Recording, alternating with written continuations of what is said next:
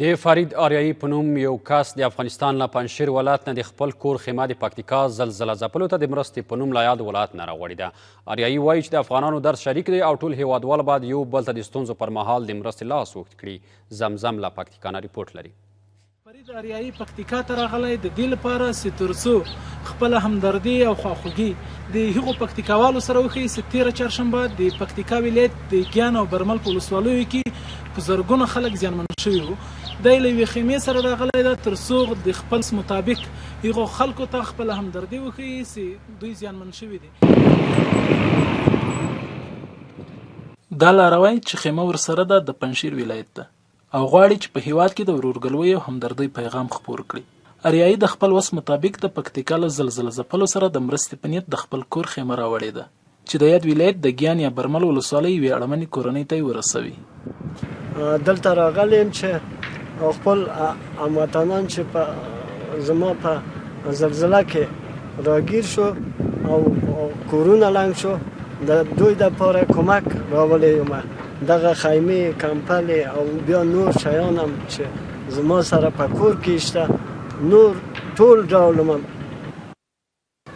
دا سړی د خپل هیوادني احساس له مجبوریت اړ شوی چې په ګوښې ځان په ساعتونو مزل وکړي او هغې سیمې ته خپله مرسته ورسوي چې هلته یې خپل هیوادوال په طبیعي ناورین کې راګیر دي.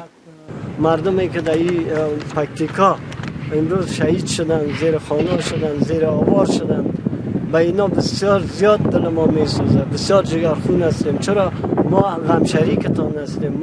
افغانانو ته د آریایي هیله ملي وحدت د وطن ښېرازي او د سوله ییز ژوند د تیرولو ده او هممهاله له نړیوالو نه شته نظام ته د مشروعیت ورکولو غوښتنه هم کوي.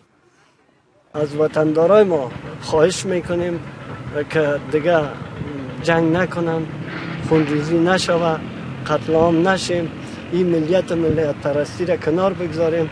شما ببینید اگر ما این کارا را نکنیم میتونیم این وطن ما را آباد کنیم. پکتیکاوال وایي چې له موږ سره د خپل پنجشیري ورور د احساس او عاطفې لپاره د مننې الفاظ ډیر کم دي او دا موږ ته روښانه شوه چې افغانان د پردیو په لمسون څوک نشي بیلولی. چې پنجشیر نه خیمه راوړې وه ما ته تسلیم کړه. دنه ډیره مننه، افغانانو نه ډیره مننه. او ما زخمیان شوي وي، یو به شهید شوی و. دی نه زه ډیره مننه کوم ما ته مرسته ورسوله. زه دنه ډیر خوشحاله یم. زه د تا شکریا نسم ادا کولی نو خدای تعالی دې خوشحاله شد. ما خدا فارسی ندازده.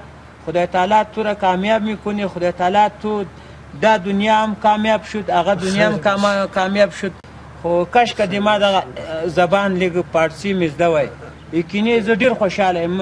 زه د ډیره خوشحالي چې یقین زه وایم چې زه اوس وژاړم د ډیره خوشحالي چې زه ستاسو شکر ادا کوم. د ټولنیزو فعالانو په خبره چې په وروستیو څو ورځو کې په یو لړ انځوریزو او ټولنیزو رسنیو ځینې مغرضانه کړیو نفاق ته لمنه ووهله چې دې کار په کور دننه او بهر د افغانانو پراخ غبرګونونه راوپارول.